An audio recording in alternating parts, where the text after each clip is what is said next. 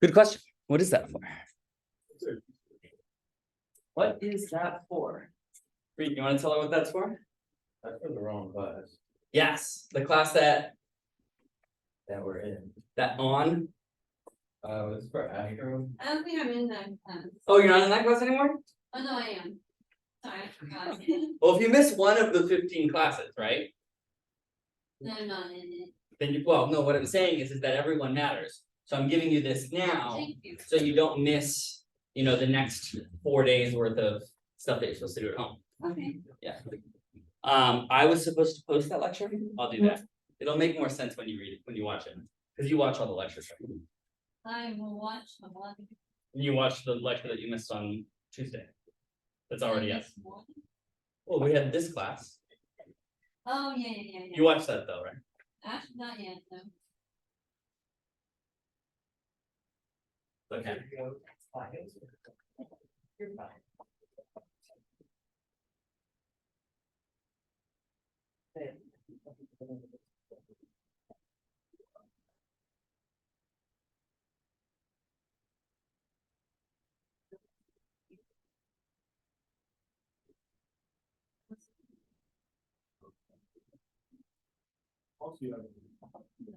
So that you don't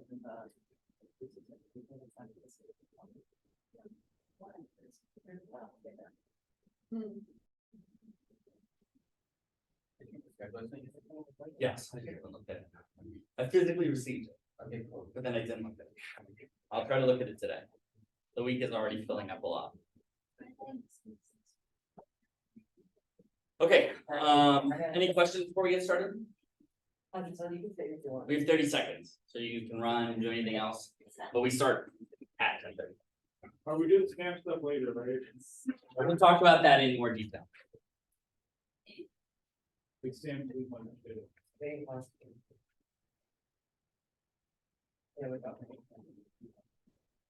Here's the stamps. Awesome.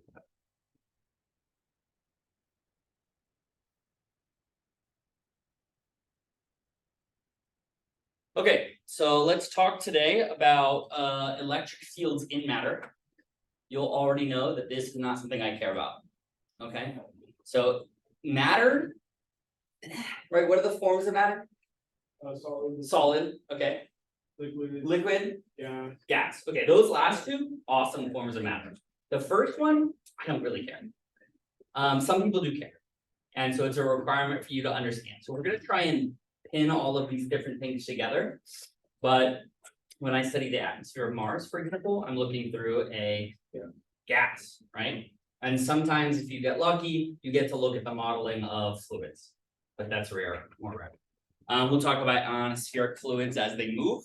But for the most part, we're gonna be doing a little bit of like why, some of the questions you might think to yourself is, okay, you've heard this word like water is polar. But what does that mean, really? Isn't it that like one end of the water is more positively charged than the other two ends? Good, yeah, but for why?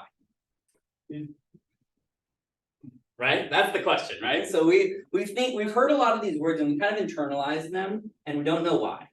So for example, if I have water, it's just a narrow beam that's coming out of a faucet and I put a magnet near it, I can get it to bend. Right, that's the power of electromagnetism and using the polarization of the molecule. And so some molecules will be polarizable and some of them will not. So for example, we'll discuss today what is the polarization of, say, a hydrogen atom. The hydrogen atom is a proton in the middle, and an electron on the outside. Do you think easily polarizable or not? Just based on intuition. Easily. Easily? Okay, let's work through this. Okay, where's my stuff? So we're gonna talk basically about what? Okay, we're gonna talk about electric fields and matter. And so there's two different types of matter. Close. Conductor, and what's that? Oh. Something I like. Right. So this is essentially materials with unlimited charge.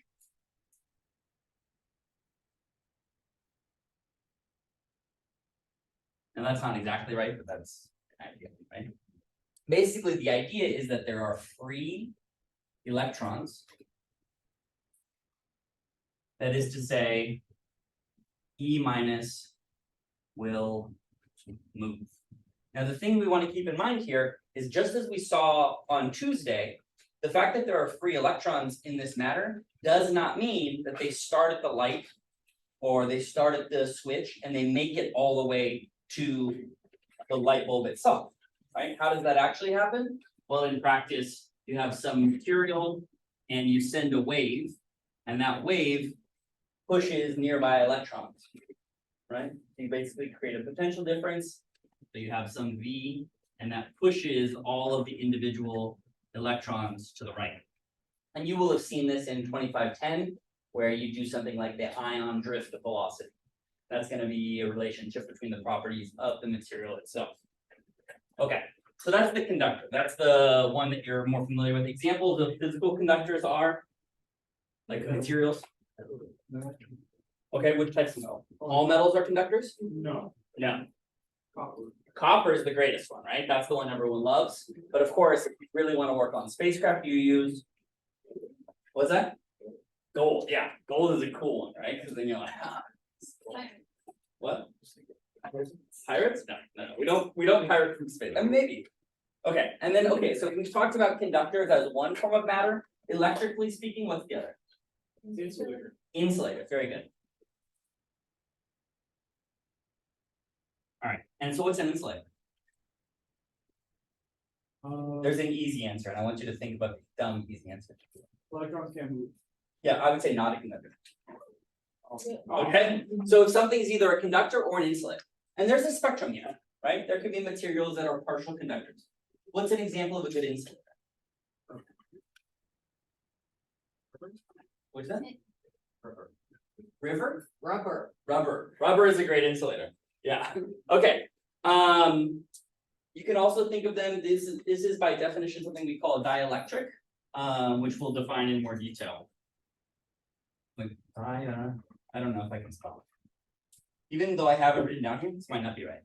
Because I'm not spelling. Okay. Spelling, not my forte. Addition, not my forte. Okay. So each electron in a dielectric is attached to an atom.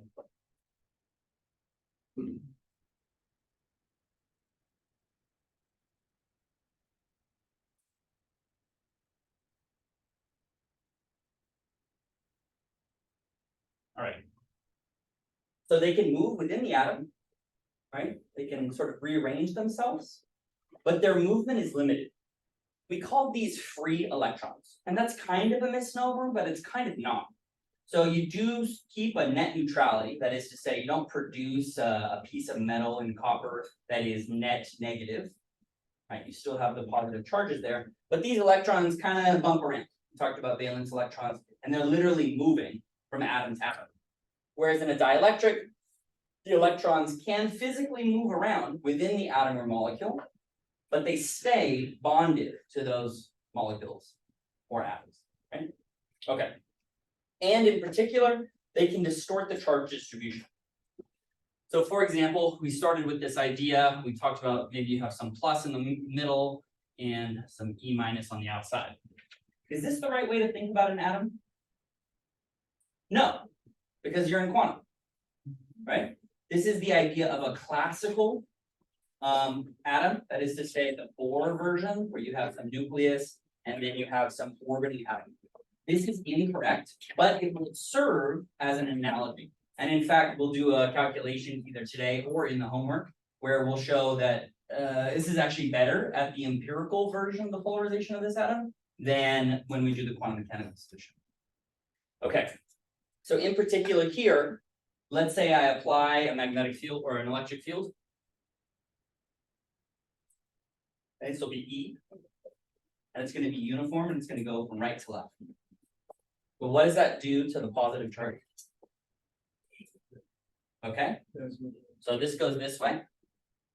Now what does it do to the negative charge? What's that? Go this way. So this one goes down, and then it maybe settles itself over here. Okay, and if the normal separation between them is R, let's say in this configuration, that's R. What would be the configuration afterwards? Would the new R prime, is that bigger than R? Is that, relax. Oh my gosh. Okay, or is that smaller? So let's see hands for the, let's see. One. I'm not gonna have clicker questions, but this is the type of shit that I have to do to keep your brain in. So I can see whether or not you're paying attention. Okay, so let me see your fingers. And don't just listen to the loudest person, right? You have to think about it yourself.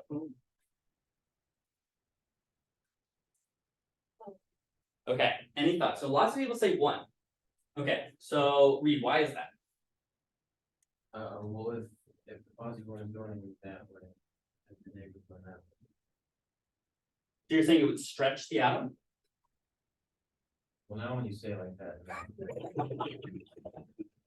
Okay. Kobe, what do you think? You think it stretches the atom? I thought at first, but now I think it's 2. Okay. John, you think it stretches the atom? I think so. I think it actually starts to. Okay, so you have 1 person for stretch the atom, you have 2 people for, I didn't like the way you say that. I'm with John.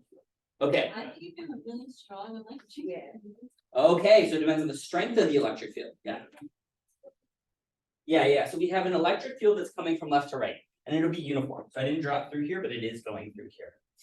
And we have some initial atom, plus here, just 1 plus, and then 1 minus here. And the initial says maybe it's orbiting or doing whatever it wants, just living its best life, and it has some initial separation R. And after we apply the electric field, people told me that the electron will move to the edge and that the separation will increase between them. And I said, is that sensible? And some people got freaked out by me questioning their answer, and they reneged on their own answer. And some people said, no, I'm gonna double down. That seems right. I'm doubling down. All right, what are the forces in play here? What? I don't know. This is not atomic physics. We're never gonna worry about that. But very good word, but we won't do that. This is what class? E&M. Is there gravity here? There is, but we don't care. It's very small. This is E&M. So what are the forces here? Good. And where are they from?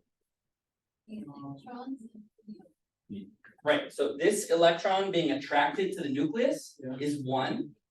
That sets the initial separation. And then each one of those interact with the electric field. Exactly. Right. So in fact, there will be a force balance and it will stretch. Okay. Okay. So if you apply, so we talked about the strength, right? So if you apply a little one, how big is that separation? Itty bitty baby, right? Now let's crank it. Turn it up. What happens? We'll stretch even. Stretch even more. Is there a limit to the stretching? Yes. What? Oh, Yes. It's called ionization. You're all familiar with this idea? Yeah. Yeah. All right. Okay, so generally speaking, we get a balance. Okay. If you apply an external electric field, you are going to have a polarized atom. Okay. So you've heard the word polarized before, maybe in a political setting. That is not what we're talking about. Okay. So the word polarized. Oh, that's an ED combination. That was cute. Okay. When we talk about polarization, everything has the potential to be polarized, right? And the question is what is the degree to which the thing can be polarized? So we're going to define this in a few seconds by looking at an example of polarization itself. Okay. So we define this something in the terms of P is equal to alpha times E. And this is essentially saying how much are you responding to the electric field? So you'll notice that polarization does not exist in a vacuum, right? But it's a level of susceptibility. So this is your constant here, alpha, because we really love reusing letters. This will be your I forget what the name of it is. But it's sort of like your susceptibility to polarization. And it's gonna be measured in the lab for very specific materials, specifically different atoms or molecules. I think it was actually called, I think, polarizability. Yeah, there you go. So this will be your polarizability.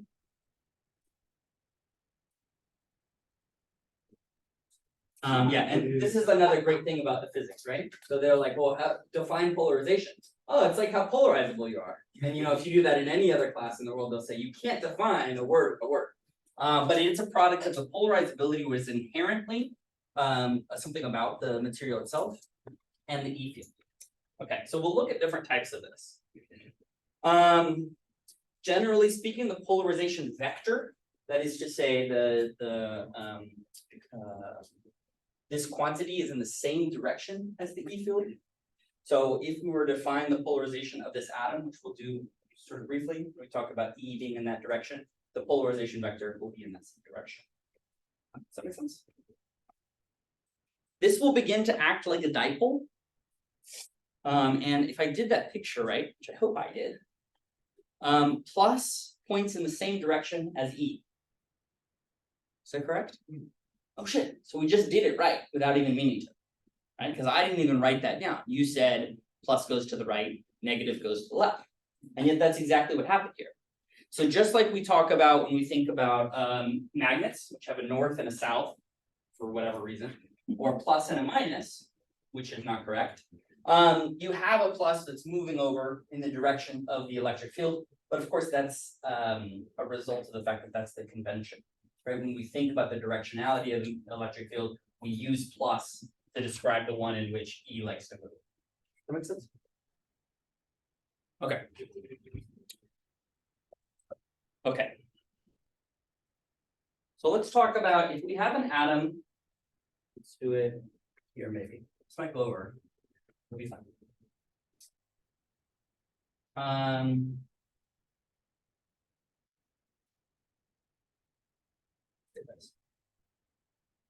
You have this example. You have an atom with a point charge Q, an electron with minus Q, but it's not a point charge. Right? So I drew this picture and I told you that it's wrong, right? Let's draw it better, more righter. Okay, Q plus. Or let's just call it plus Q. Okay. And what's the real picture look like? Yeah, I see some hand movements, mostly this type of hand movement, which is good. Right? That's like a, okay, yeah, I like that motion, kind of like a wishy-washy thing. Right? What is that? What is that shape? Sphere. Okay, good. We like spheres. So let's put a sphere up. Okay, and then we have to be careful. Okay. Is this a real sphere? No. What kind of object is it?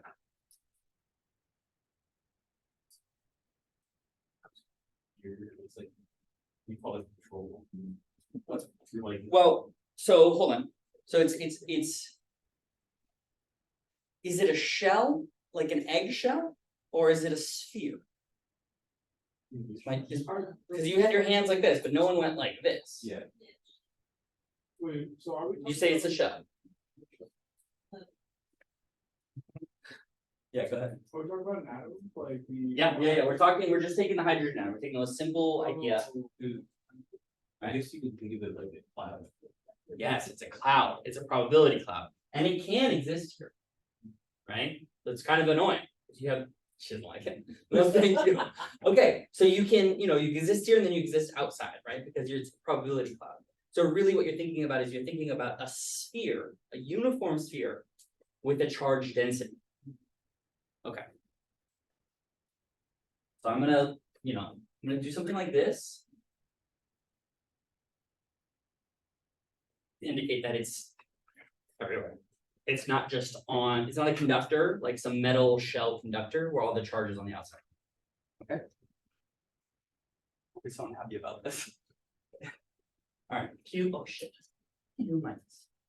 Sorry, I like to do E minus, but all the notes are in Q plus. Okay, and how big is this? Well, we're gonna say, let's say this is A. That's a fine notation. Let's say the nominal height or nominal width away these objects are from one another. Okay, so what is the polarizability?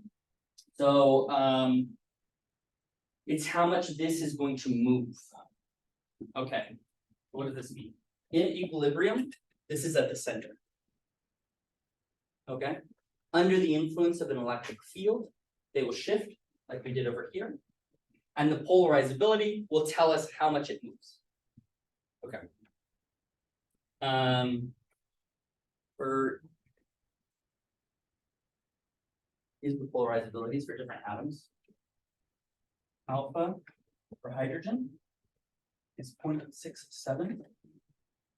Alpha for helium is 0.2. Alpha for lithium is 24.3.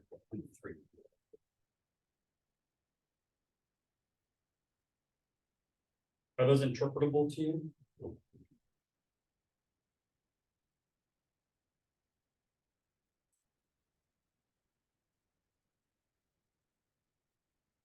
What? Yes. Lithium's so big. Good. What's the structure of lithium look like? Oh, yeah. Oh yeah, lithium's right there. Three protons and 3 protons and 3 electrons. electrons. Right. Yeah. So we're in the hydrogen, right? So it does respond a little bit, right? Hydrogen seems to be a little bit polarizable. Helium, not really. 0.2 is smaller than 0.6, as far as I remember, right? So in this case, helium doesn't really influence that much from this, right? So let's say these two, whatever protons are, and they move to the right, electrons move to the left. They're still very tightly bound. Whereas lithium, huge response, right? Very polar compared to these other two. And in practice, when you look at the hydrogen atom, either probably today, we'll show you that the level of polarization is very small. Okay. So how do we go about doing this? How would we discover here? Let's see, how do I say this properly?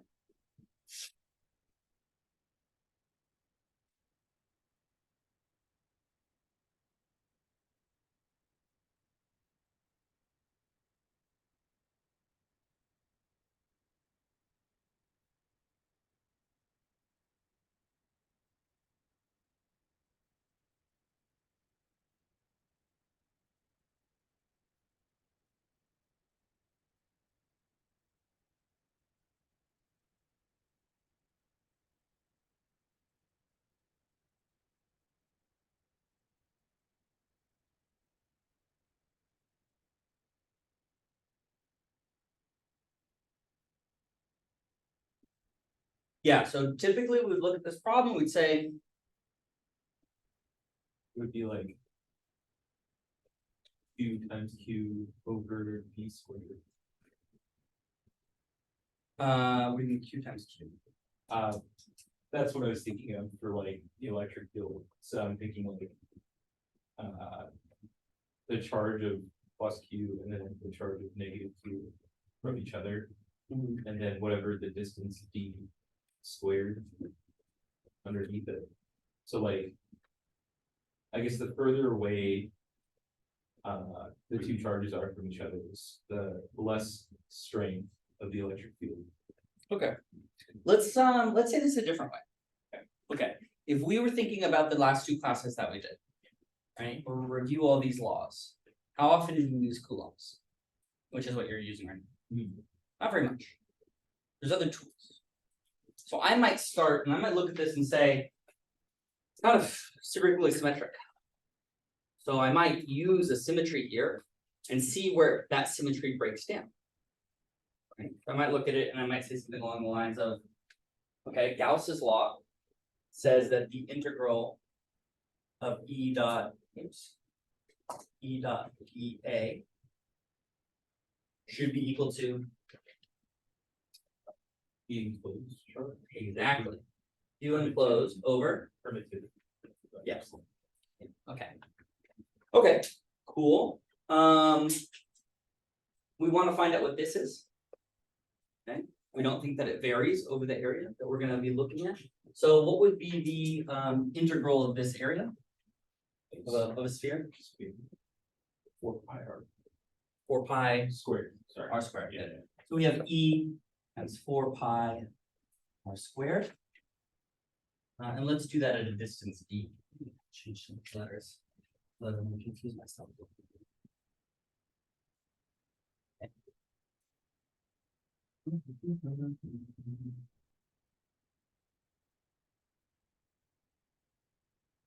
All right. And now the question about the Q enclosed. All right. Generally speaking, right, not looking at the Q's that we have here, you might want to just cancel. That would be the natural field. Like, oh, 0, good. All right, well, what if it's not? Let's do it more generally, just for 1 second. So we'll move this over to the other side. E equals Q enclosed over 4 pi epsilon naught p squared. Okay, and then Q enclosed, we're gonna write as the integral of the minus rho e t, where this will be your volume integral. Okay. And because this is a uniform cloud, the rho is just going to come outside. It's the uniform charge density. So we're really just writing like this, minus rho 4/3 pi cubed. That makes sense? Okay. And this is straightforward. That's just a bunch of numbers. That's just a bunch of numbers. Let's combine them here.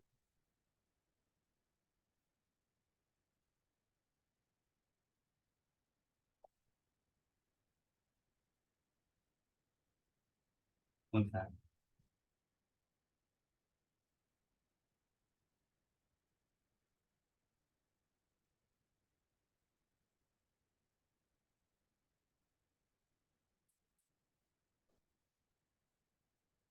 What? Negative rho t Okay. over 3 epsilon.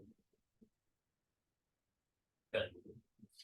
All right. And so now we want the charge density in terms of the charge. So that shouldn't be too difficult to find out. What's the charge density?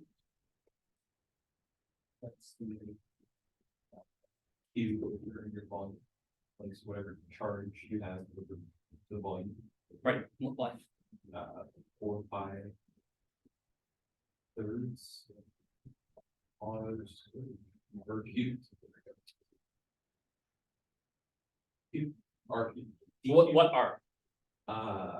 A. A, right? So remember that we're outside of the cloud looking in, Yeah. right? Because we want a ratio between these things, A and D. How far away are you? Right? If you're very close, you might look more polarized because the separation between them is going to look bigger. If you're very far away, that might be very unimportant, right? Currently, I'm not feeling very polarized towards the water in this desk. No, it's not happening. But if I were a small atom, or if I had a magnet close to water, that could be very important, right? I wish I had a tap in here and a magnet. But if you have a magnet, do you have a magnet? We can give you some magnets to play with this kid. What's that? Oh, I just got a mag. You have magnets? Okay, bring them for, well, I guess not. So what's this? A?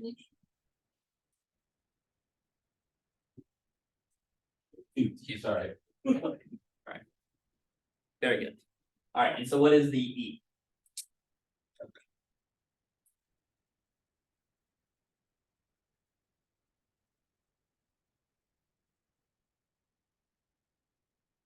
Is it negative QD over 4 pi a squared?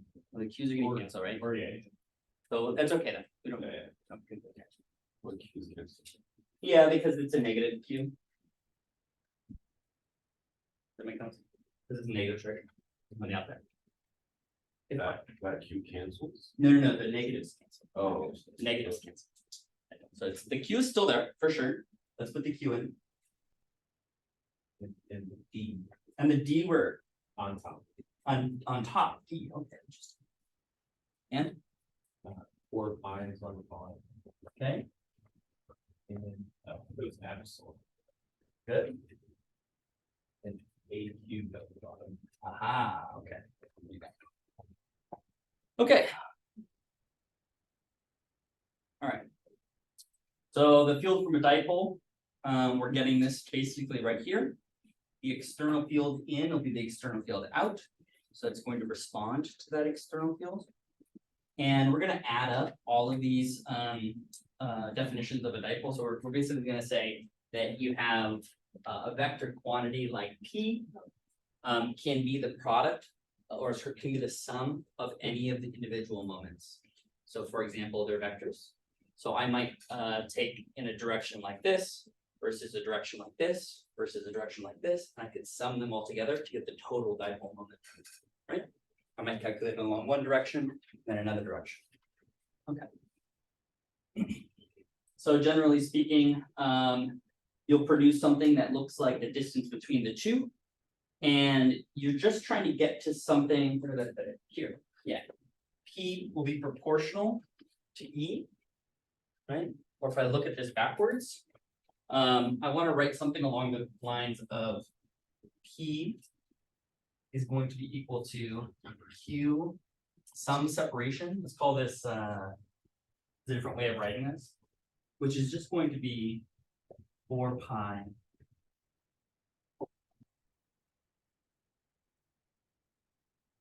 for this thing that you just calculated.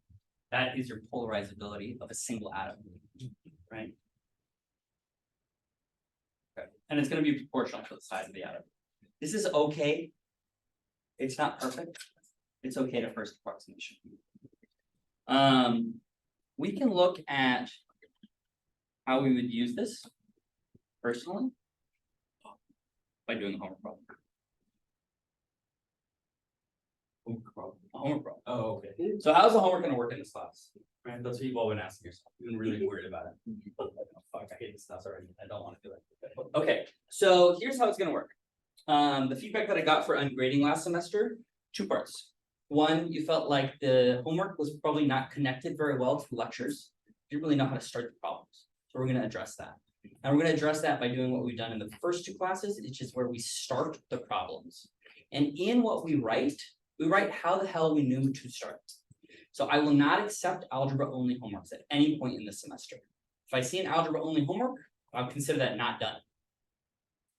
Algebra is the tool to understand the mathematics, but understanding how to start the algebra is just as important to demonstrate to me, because I need to see in your brain why you went down this path other than this path, right? Because if you had the right frame of thought and you went down the wrong path, right, that's what I can address. I can't address if you just started the math. I'm like, well, how did you know? Right? So you talked about Coulomb earlier, why that choice versus another one, right? And I'm telling you, well, there's a nice case of symmetry. Let's use the symmetry. Let's use the Gaussian, right? That's how you would argue these things. So we practiced this a little bit already, but we're going to practice it with every homework problem. So homework will consist probably of 3 problems. One we'll do on Thursday, one we'll do on Tuesday, and one you'll do on your own. Okay? And we're just going to start them. Do not do all of the algebra. Okay, so once you get to a place that you understand how to start it, you're done. Okay, then let's see, next Tuesday is too soon. So the first homework will be due not this Tuesday, but the Tuesday afterwards. You will bring whatever you've done, and I will give you a stamp. It will look like this. Oh, pretty. Maybe a different color every week. We'll see. Okay, can't fake it. Don't try to buy this. Okay, and what this means is that I know that you did it. It doesn't mean that it's completed. That doesn't mean that it's 100%. It means you turned in something. Because in the homework sessions, in the student help sessions, I'll go over the solutions. Okay? And it's not really reasonable to turn something in after the solutions. Right? Okay. So anything that doesn't have a stamp on it will be worth nothing. We're happy? That solves both problems, right? Because now you have to turn stuff in, which you were upset about. Like, I didn't feel like I had to turn anything in until last week. Like, that's your fault. Okay. If you want a letter from me, remember, I remember all the things. Okay. All right. So let's do a problem. What can I get rid of? I'm gonna get rid of a lot of stuff. Is that okay? Okay. And the way that we want to work on this, we're going to find our friend. Doesn't have to be the friend that we always work with. In fact, it might be helpful to learn from a new person. You're just the first person. So what we're going to do here is we are going to try to start the problem yourself, right? Give yourself like a few minutes to really think about how you would start it. Write some stuff down, then talk to your friend, try to hash it out. And then we'll let maybe 10, 15 minutes go by working on the problem. And then I'll show you what I would do to start. So this will be your first homework problem. In your book, it's 4.2. And you don't have to write this down, you'll get the whole thing. Okay. So according to quantum mechanics, the electron cloud for a hydrogen atom has this shape.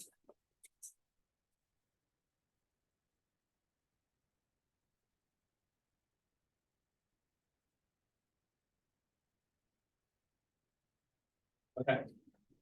Such that Q is the charge. A is the Bohr radius. Oh, that's not how you spell it.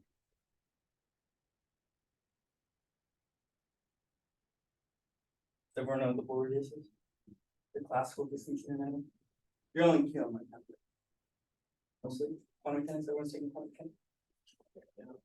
You are right now. Yeah. Okay.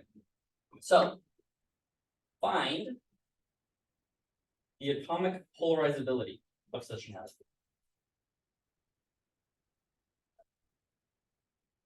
Hint. First, calculate the electric field, E of R. Then expand the exponential. Is that the answer? I'm gonna repeat the hint. Yeah. Okay.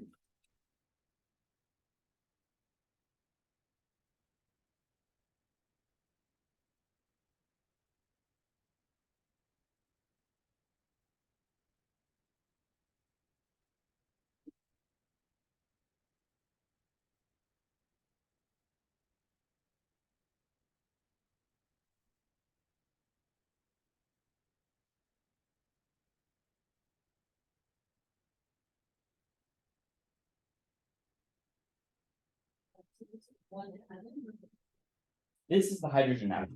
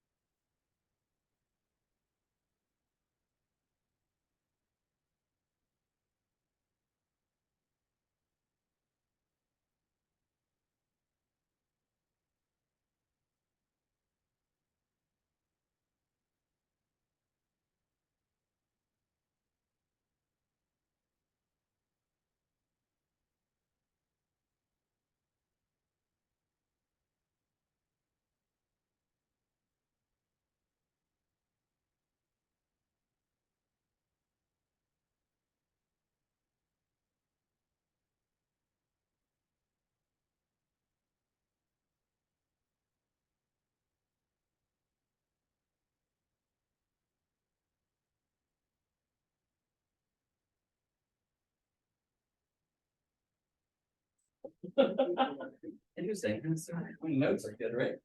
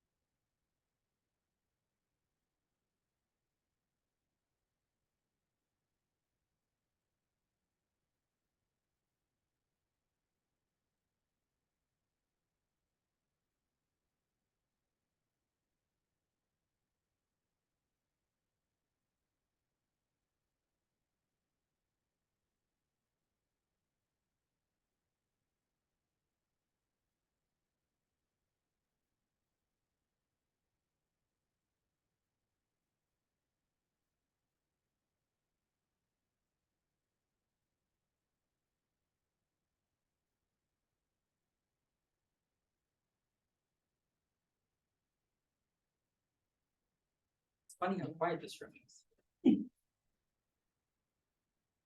Want to ask your friends for help? You all got it? What would you know? Yeah, you're supposed to work in pairs. What would you So say? I said make a friend. First think about it, then make a friend. Oh, you're still thinking about it. Okay, so Wait. So.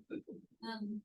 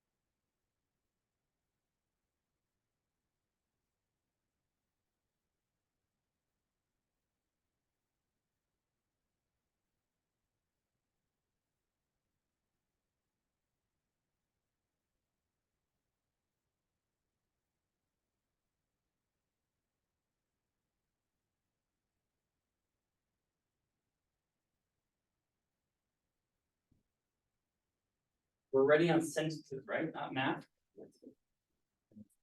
Yeah. You're not starting algebra. You're not doing algebra in this class, right? You can write down the equations if that helps you. But you're writing down why you're making the choices you're making. The algebra can be done alone. Never do algebra in this class. I mean, I'll do algebra in the class, right? Because you're legally required to.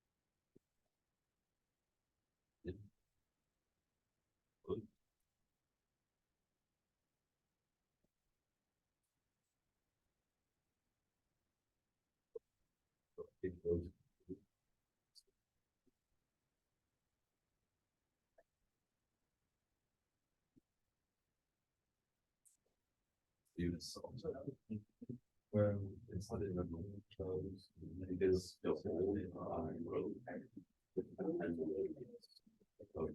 That's when the pendulum rings. I think our sample where it's Oh my god. I believe that's not right.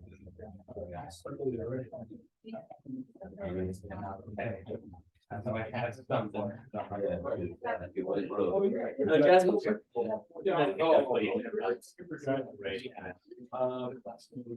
Yeah, she might use the restroom. Okay, so. You just can't have a super group of 4. So where we have an electric field. Yeah, we like to get the charge. And I'm like, great, we have a charge density. So put this charge density into the dipole of like the electric field of a point charge. Right? Plugging it in. That's what I had, and then I was gonna isolate. And then I was gonna isolate the what's in the exponent. Isolate, but like expand this to be whatever. Yeah, you want to expand it. The law. What's that?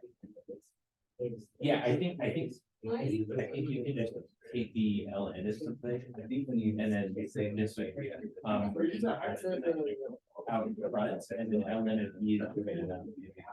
That makes sense. So I would, so this is what I would do next. I'd be like, cool, let's move all of this stuff. Let's move blah here. Yeah. Yes. There's an event too about it. Just said that was. Yes. And then ln of e, and this, and it'd be like, awesome, I can do this now. And ln of e. So now it's just ln of all this mess.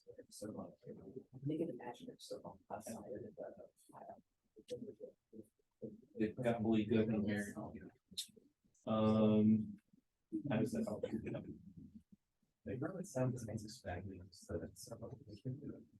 That makes a little weird.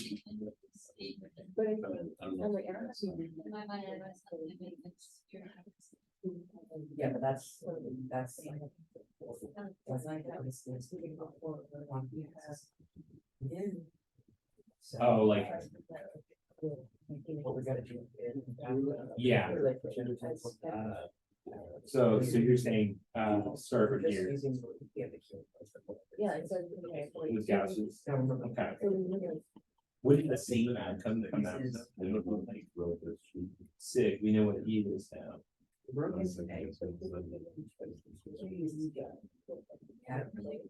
Mhm.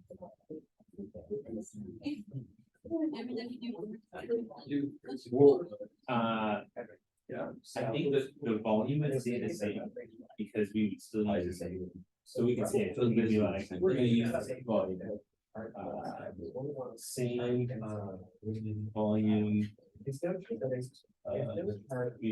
Here from port. Yeah. And then we can say that.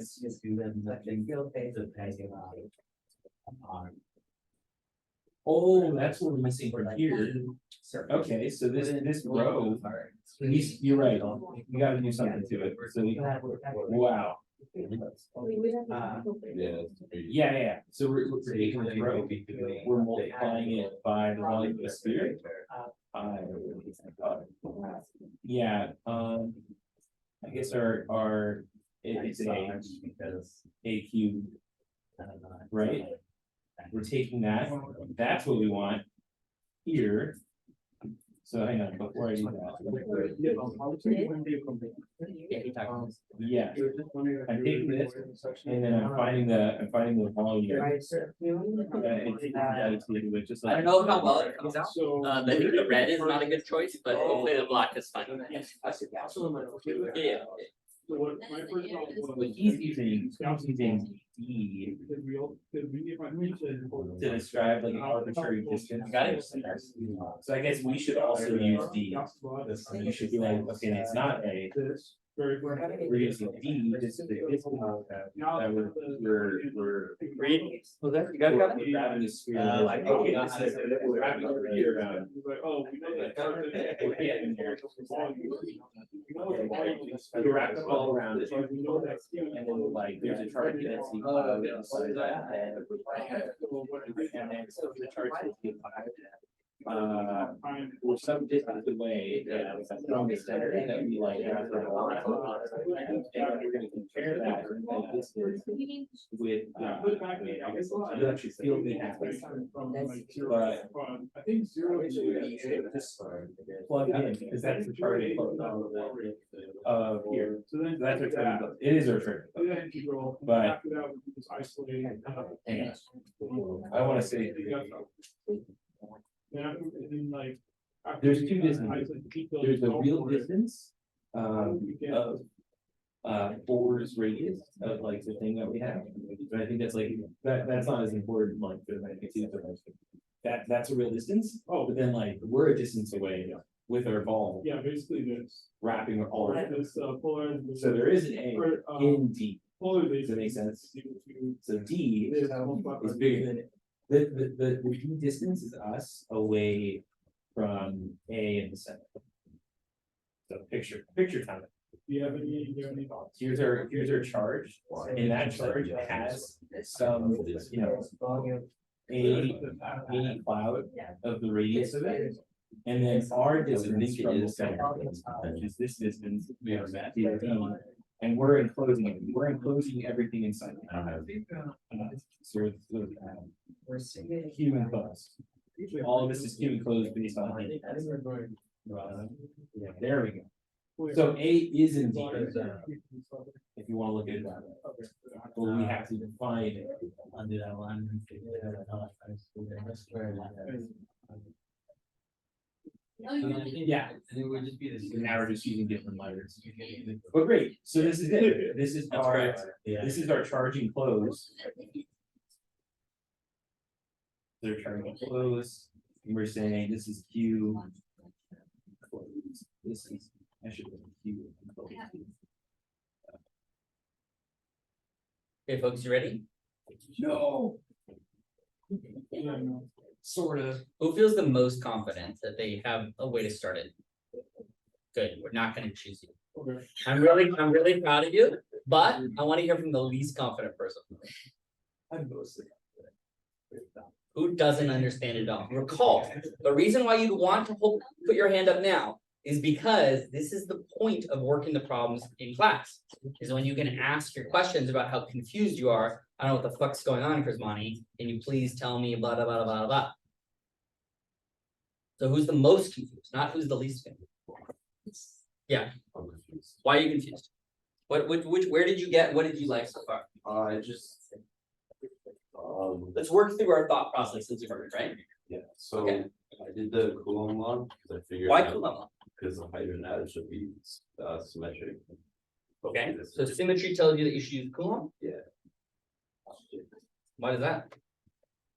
That's what we did before. We didn't use Coulomb before. He said the word Coulomb before, Oh, but we used Gauss's. Gauss's, which is okay as long as you're using the right one. I mean, you can flip the words around, but which law did you actually I physically used use? the one up there, the Gauss's. Gauss law. This one. Yeah. That? Yeah. And what am I doing next? Yeah. Very good. Okay, so that's Gauss's law. Even though we use different words, that's okay. All right, good. So what does that mean? What does it do? Yeah, what does that equal to? Oh, it's equal to Q enclosed over epsilon. Ah, okay, so we're just basically copying and pasting from what we did before, right? Yeah. Okay, so where are we gonna see a difference? Our charge density. Okay, so charge density was this thing, Yes. right? So this was our charge density. Good. And is that constant? No. Yeah. I have a question, are we Yes. speaking of the atom as spherical or a funky shape? Good question. I assumed it would be kind of spherical, but then there is no. Not perfect. Yeah, so if it were in not the ground state, you'd have your Legendre polynomials and it would be funky. I maybe omitted saying that this is in the ground state. So in the ground state, it isn't exactly that it's spherically, it has spherical symmetry, that's good. This shape you can see only depends on R and doesn't depend on the azimuthal or what's this called? Altitudinal or azimuthal angles. So this is telling you that it's spherically symmetric. As long as I don't have a phi and a rho, I'm sorry, a phi and a theta in here, then you're chilling. Once you start adding phi's and thetas, it gets worse. But where Aaron's right, that you have to keep in mind is look at this weird combination of both above, right? What is that? Oh, that doesn't make me feel good, right? Because this quantum mechanical piece here, minus 2r over a, what is that? What? Don't remember. Okay, now remember, yeah, so we don't have necessarily an intuitive sense for what this looks like, right? But we do know, okay, when r is 0, this thing's 1, so it's a constant. And then let's say r is very big.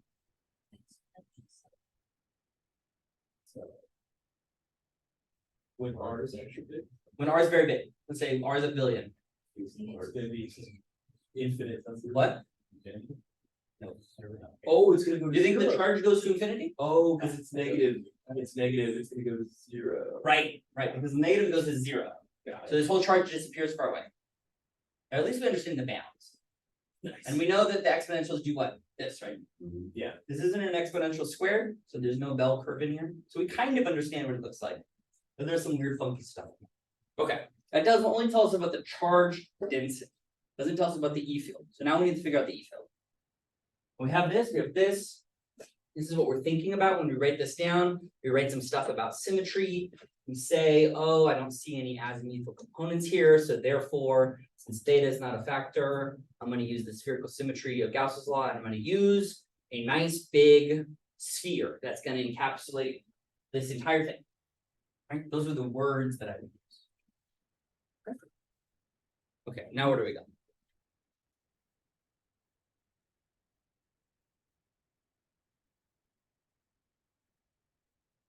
Yeah. We find the charge enclosed using. Bada bing, bada boom, right? Okay.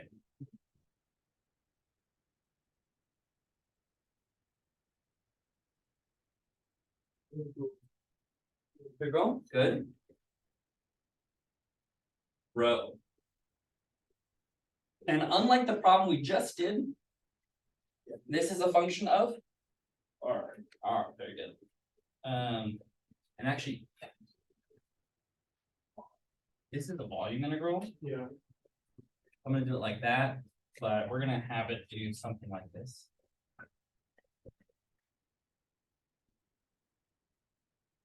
And you can go ahead and look at this for yourself.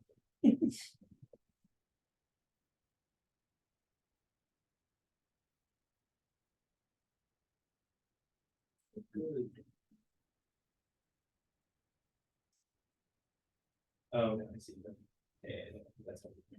Okay, so I did a couple sneaky things here. I used the whole expression, Q over 2 pi, and then boom, Mateo, I would do 2 pi. Okay. Why did I do 2 pi? 1 pi is down here. And the a cubed is from down here. And the q is from down here. Where the fuck did 4 pi come from? Isn't that the point of this one? Right, so as going from volume to radius, what do I get? Like a change. A theta and a phi, right? A phi, So yeah. in here, hidden in here is, you know, integral dr, integral d phi, integral d theta. Yeah. And in a spherically symmetric coordinate system, this integral over quote unquote all space is 4 pi. If you don't have that memorized, then you do internalize it, remember it, right? Because these factors of 4 pi are the stuff that will most often give you trouble. Like, where the fuck did that 2 pi come from? 1 pi, where, what? Okay, so just remember the integration bounds here, right? Okay. Now the rest of this is straightforward, right? Because this is an integral. And that's more or less solvable. The utilization of r prime here is just that we're using a different set of coordinates. You can use something else if you want. R prime works for me personally. You may be thinking to yourself, where did this r squared come from? It's a very good question. You'll want to look at that on your own. I'm not going to do the homework problem for you. But in practice, you're going to get to here, and I gave you this hint that you haven't yet used. Find e to the r and then expand the exponential. So it turns out that doing this integral here is not negligible, right? In the integration. So we're going to expand the exponential when we put it into the context of the electric field. Does that make sense? Who's lost? Yeah. So you're going to do this integral, and it's going to have terms. And that'll be the charge density. And then you're going to go put it back in here, and you have to do the integral for the electric field, right? And you have to expand this exponential so that it's useful, right? You're going to have a first order term, a second order term, third order term, because we recall that something as stupid as an exponential, right, can be written as a sum of terms. Okay, Taylor's mentioned. So you can see what the primary mode is there. And then each one of those will have a smaller and smaller contribution.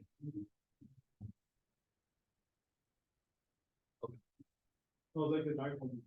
Aha. So the first one, you'll notice, you'll see one that eventually has, you want to get it in what form again if you want the susceptibility? So we're gonna have something that says the answer is gonna look like, So like 4 pi. no, not the real answer. What are we getting? What are we getting towards? What are we moving towards? Oh, Yeah, little smush. And equal. E, very good. So now we notice in order to get the polarizability, which was the question, find smushy smush, right? You gotta know this, and you gotta know this. And another way of knowing this was,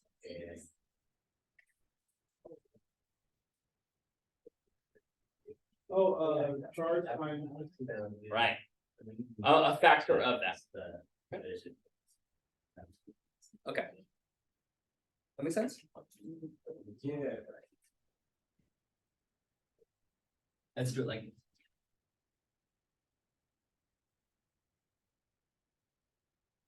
Ish.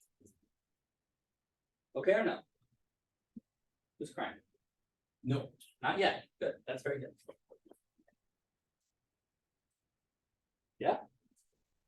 Is the D right there the same, are we gonna be the same as like the R?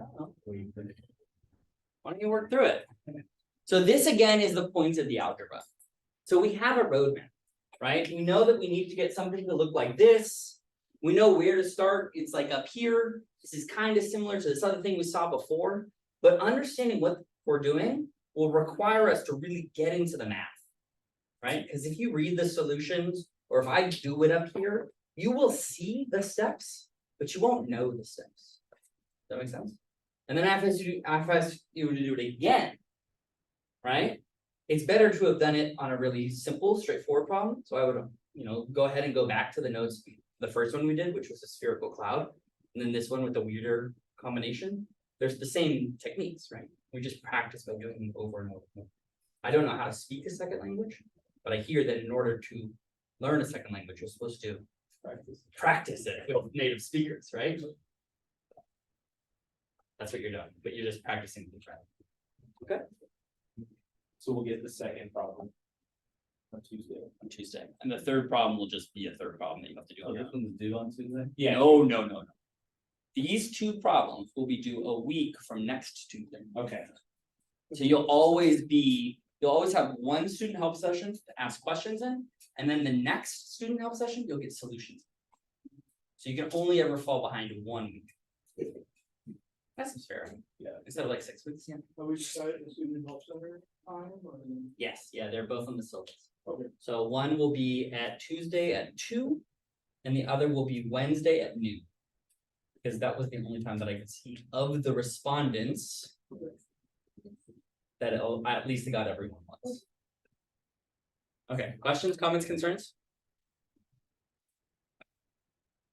Okay, so we're gonna skip the rest of this derivation. Okay, I'm gonna assume that you're gonna do it, and we'll do it in student help session if you want.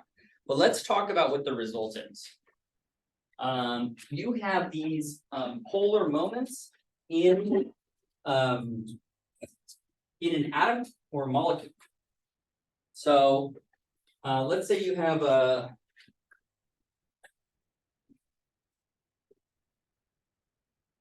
oops, sorry, out of order. Apologies. Let's talk about the effect of an electric field. Wait, these are completely out of order. There we go. All right.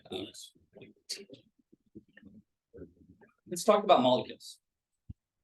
We talked about hydrogen being polar. Let's find out why. Hydrogen is what again? No.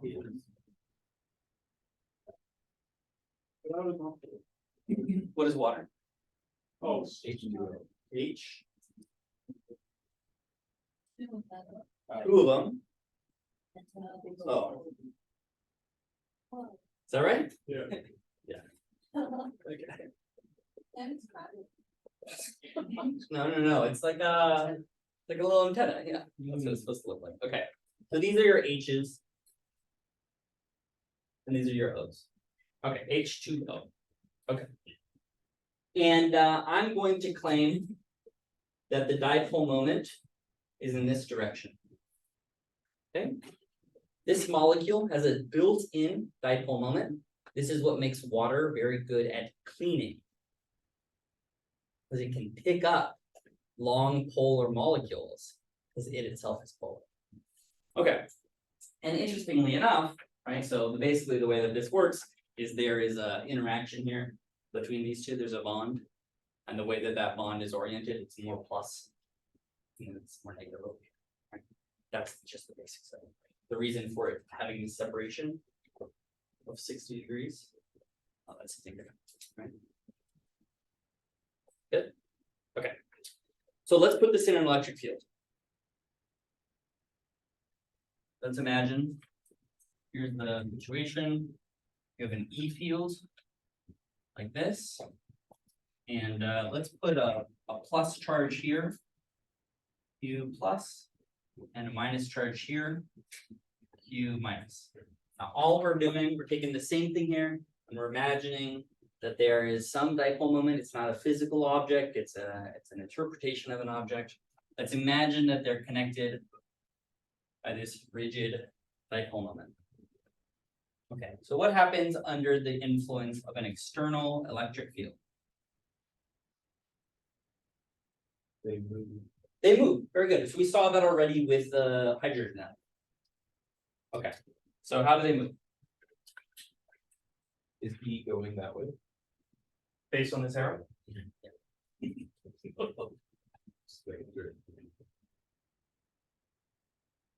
What's that? Very good. Okay. So how did you know that? This is the claim. You know, that like physical positive. Good. There's like a torque. Okay. We haven't learned about that yet, but that's correct. You're like, shut up. No, that's right. But we haven't learned that yet. Okay. You're going in the right direction. Okay. Also, iron. So before a torque, there's a Force. force. Okay, good. So what is the force here? The force on this object? QE. QE, right? And in this particular circumstance, Q is positive. Good. And then down here.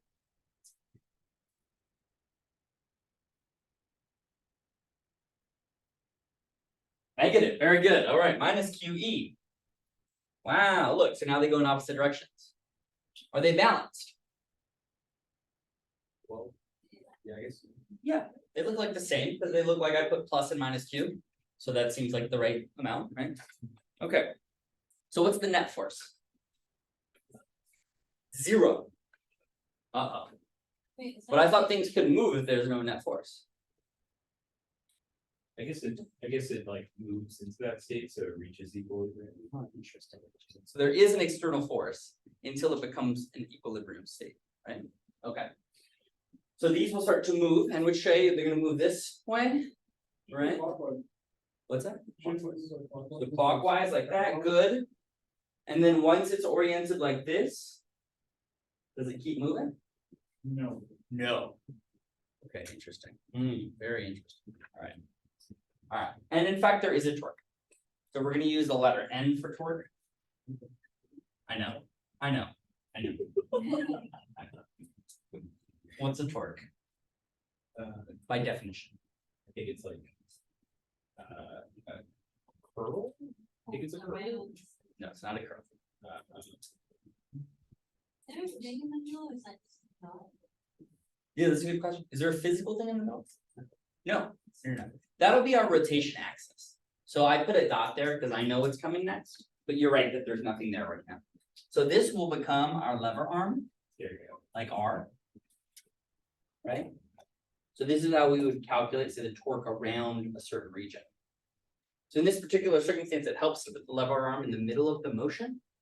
But if you want to do complicated geometry, you could put it outside and you still find the same answer. It would just be a lot more work. Does that make sense? I promise you it'll still work. Okay. So how do we write torques? Can we say it's like the pride R bar and the angle between them. You're 80% there. Jose, what is it? Oh, I don't know, I just need you to know. Okay. Jasmine, what is it? Is that? I see it. Oh, stop reading it. I still- Oh my God, well, you're reading the book before you come to class? That's crazy. Okay. I don't have the like. something set. Yeah, that's okay, that's okay. So I always like to use conceptual understanding by physically demonstrating. Okay, so this will be our cross. So it's the cross product with the force. Okay, and the simplest way to demonstrate this is to attempt to open the door. So who feels strong to, went to the gym recently? All right, Rolando, please open the door. Please. Everyone look. Everyone look. Oh, it's so hard. Oh, it's so hard, very good, okay. All right, now come back in. Now, like keep the door unlocked like that as it is right now, but I want you to open the door by putting your hand, so you're gonna use this piece here, let it open, and then push on this part of the door. Oh, yeah. Do it. No, you can't use the right hand. Once it's open. No, you can't use the right hand. Once it's open. Okay, now press. Yeah, once it's open. Do it. Yeah. Yes, great. What was easier? Oh, obviously. What, using the doorknob is easy. So what happened? So Hold on. The lever arm increase. So lever arm increased and therefore Maybe more torque. more torque, or is it the same amount? I mean, the door's still open. Door opened both times. Yeah, torque, the overall force is the same, or torque, Well- overall torque is the same. Overall torque is the same because it's spin the same. Good. Right? Same spin. So when we think about something like torque, this is the angular analog of acceleration. So if I move this chair, okay, that takes a certain amount of force. Okay, I moved it from there to there. That same thing is true of that door. I'm moving the door, but I'm rotating. So torque is your angular analog. So since the door still moved, right, the amount of torque was the same. Were the forces the same? Since the radius decreased, the force may increase. Bingo. Right, that's why I asked for someone strong. I could never do that today. Okay. So this is the product. This is the cross product. And we'll notice something really important here. I asked you to push on the door that way. Okay, what is a way that I could ask you to push in the door where all of your effort would be in naught, like in vain, no good. So Where the part right there. the part right there doesn't tell me to, You know where the block comes out, like that piece there. like. Can you show me? Can you physically show me? Anyway. You've offered. Yay. Like if I went. You're pushing right. Yes, very good. Okay, that produces no angular acceleration. Any other directions? Wait, say that. I don't know, part of the bottom. Yes, right. So if she somehow was like, sliding up the wall like that, you would have a really hard time, right? So generally speaking, this is the directionality part that we lack when we're thinking about forces, right? Accelerations, they're linear and they're in the direction of motion. If I press on this chair, it goes in that direction, nothing complicated. This one is complicated, right? Because it's the cross product between the direction in which the force is being applied. That gives you the rotation, and it's not in either of the two directions. Right? R is that way, force is that way, rotation is. Good. Good. Right? That's still the right hand rule, even if you are left-handed. Okay. So let's do this now. We have this molecule, and we have time for this stuff. What's the torque on the molecule? Isn't it? The sum of the two forces. Okay, so we have two torques. So the torque on the molecule is going to be equal to Oh, the horizontal. hold on. The torque up here, let's call this on torque plus and torque minus. Okay. Now, why is that the case? Because this whole thing is moving together, we're going to sum the torques because they are vector quantities. Okay, so they might cancel and they might not. Okay, and then we want to write them as R cross F. So let's go in here and we're going to write R plus. So let's call this the major separation. We'll call R, and let's call this R over 2. Okay. Okay. So this becomes R plus crossed with F plus, and this one is R minus crossed with F minus. People agree with that?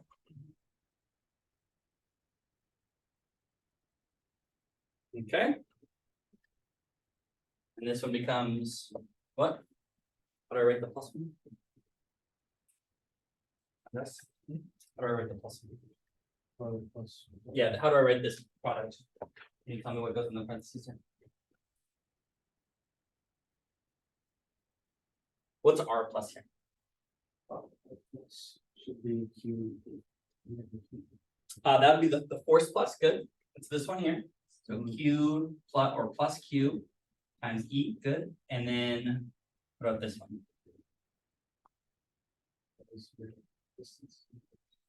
Exactly, right. So R over 2, good. And this is also plus. We just want to make sure. Okay, and for these cross products, how are they aligned?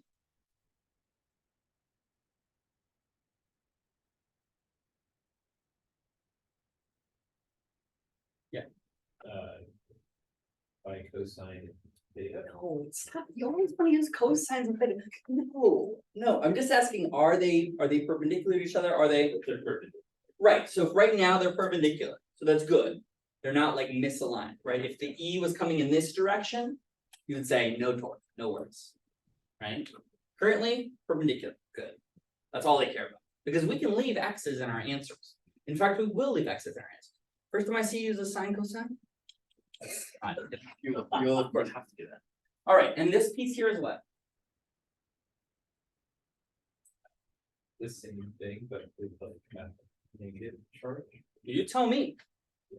Say it with confidence if you believe that. Same thing, but with negative charge. Where? Here? You want this to be a negative? On the force. Okay, so you say the negative force is minus QE? Yeah. Okay.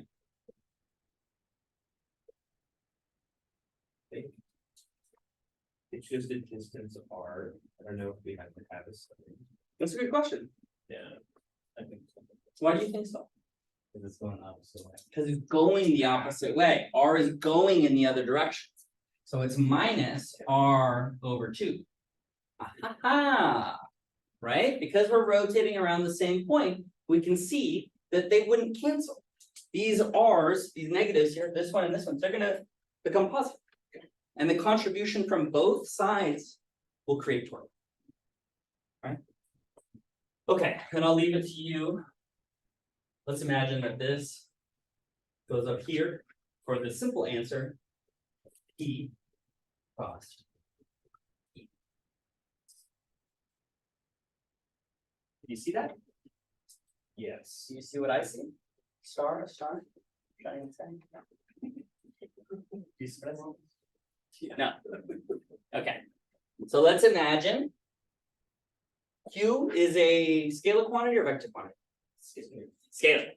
Okay. And I have 2 copies of the same thing. So the 2's here will cancel. The Q, I can move to this side. And QR or QD is E. So now I have P cross E. Wow. Magic. You did it on purpose. This magic. Okay, all right. So that's where we'll stop for today. Any questions on this? Who's lost? Okay. All right. I will see you on. Oh, do you have the problem 2? Yeah. Oh, show me what you did on problem 2. Well, I didn't do anything on problem 2. That's okay. That's how you. Okay, and remember, you can finish these, right? Just because I put the stamp on them doesn't mean. the Right. Well, you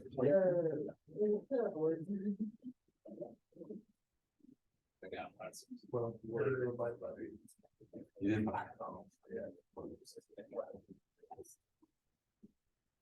Yeah, words is good. I wanna see the plan, plan tells. Is there a plan over there? I did a lot of words with my.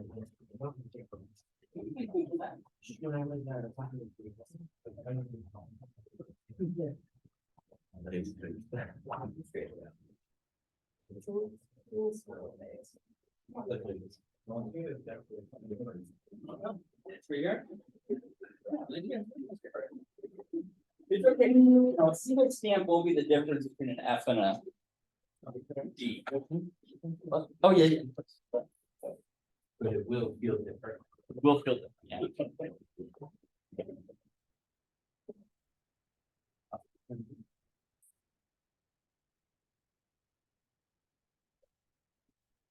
Sorry.